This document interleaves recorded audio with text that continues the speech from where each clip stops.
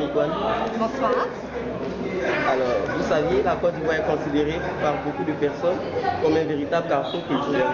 Alors, qu'est-ce que ça vous fait d'être présent ici au festival, ici en Côte d'Ivoire?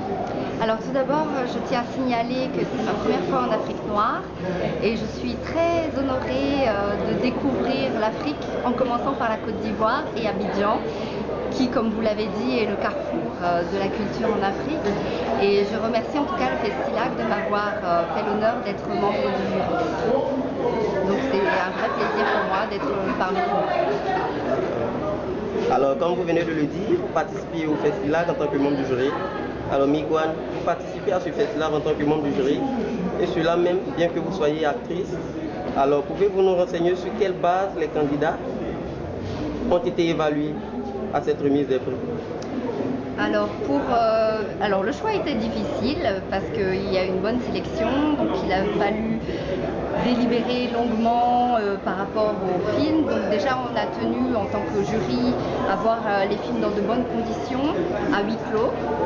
Donc nous nous sommes retirés tous les quatre pour voir tous les films vraiment de façon très attentive. Donc il y a eu 5 critères. Le premier critère étant le scénario, donc la façon dont le film est raconté, l'histoire. Il y a le critère de l'image et de la photographie. Il y a eu le critère du son, donc aussi bien au niveau des voix, c'est-à-dire qu'il fallait quand même que les voix soient audibles de façon correcte. La musique d'ambiance en fait, pour voir s'ils ont créé une ambiance, s'ils ont fait de bons choix de musique, et également les bruitages. Et tout ce qui a créé en fait l'ambiance sonore du film. Il y a aussi le jeu d'interprétation des acteurs, donc, qui est très important parce que vous pouvez avoir un excellent scénario, tout de très bien, mais à partir du moment où le jeu des comédiens n'est pas là, malheureusement ça peut mettre en cause le scénario, la qualité du film. Et le 5e critère, c'est le message du film, parce qu'on a tenu à ce que quand même les films, pour nous, l'important dans un film, c'est quand même le message qui est transmis à travers ce vecteur en fait.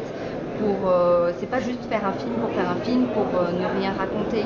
C'est important qu'un film, le spectateur en le voyant comprenne le message et apprenne aussi des choses en regardant le film. Est-ce que les scénarios et les réalisateurs en compétition ce soir ont été à la hauteur? Ce soir ou dans la sélection? Dans la sélection. Alors dans la compétition, il y a eu différents cas en fait. Nous avons eu toute une variété. Je vous disais tout à l'heure que le choix était difficile parmi les films parce qu'on a eu aussi bien des films. Alors déjà il y a eu des films avec des budgets différents. Mais on n'a pas tenu compte en fait du budget parce que c'est pas parce qu'un film a plus d'argent qu'il est forcément mieux fait. Donc en fait on s'est vraiment basé sur nos critères, sur les 5 critères que je vous ai mentionnés.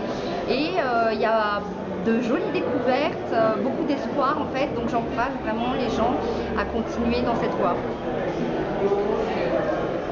Le festival est à sa clôture aujourd'hui.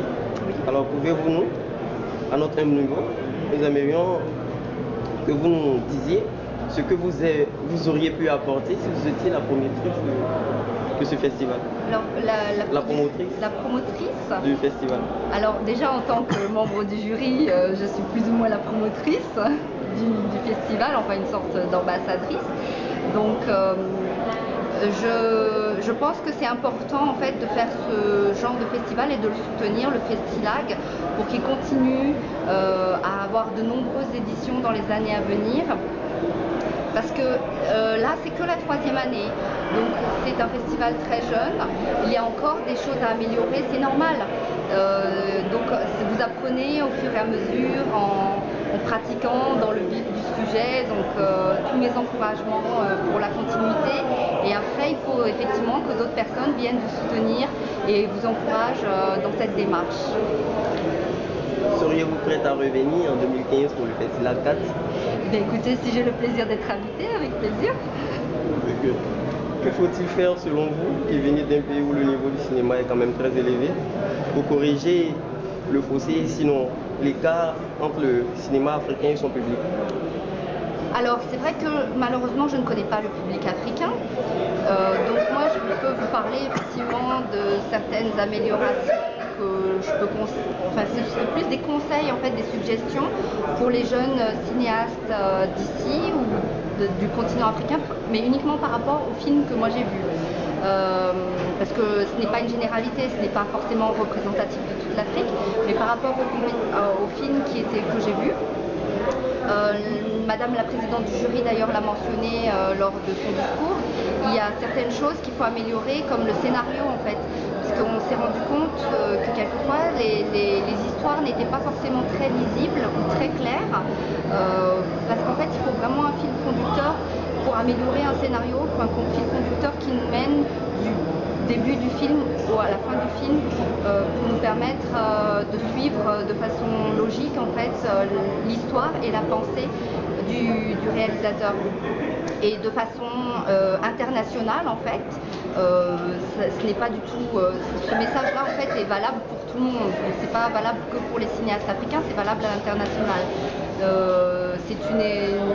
Voilà, donc c'est un conseil. Et puis après, c'est vrai que en tant que réalisateur, nous on sait, enfin les réalisateurs savent ce qu'ils pensent en fait, quelles sont leurs idées, et la difficulté c'est justement de transcrire cette idée en film pour que chaque spectateur puisse comprendre ce qu'il a voulu dire. Donc il faut qu'il arrive à voir le film de façon extérieure pour voir est-ce que tout ce que j'ai voulu dire on le comprend ou pas dans mon film. C'est ça la difficulté de tout réalisateur, c'est de réussir à faire passer clairement son message au spectateur. Alors pour terminer, quel est votre mot de fin à l'endroit de la grande famille du cinéma africain? Eh bien, j'encourage chaudement toute la famille du cinéma africain parce que vous avez vraiment un potentiel, une richesse de culture aussi. Moi, j'ai beaucoup aimé les films où on voyait vraiment la culture africaine et vraiment l'authenticité, parce qu'il faut préserver tout ça, l'authenticité. Ça sert à rien d'essayer de faire un film comme Hollywood. Hollywood, les Américains, ils savent très bien faire ce qu'ils font. Vous êtes en Afrique, il faut faire ce que vous savez faire et garder l'authenticité, parce que c'est ça en fait finalement, que vous allez véhiculer l'image de l'Afrique à l'international. Donc c'est vraiment votre identité qu'il faut transposer à l'image pour faire passer ce message au monde entier. Voilà.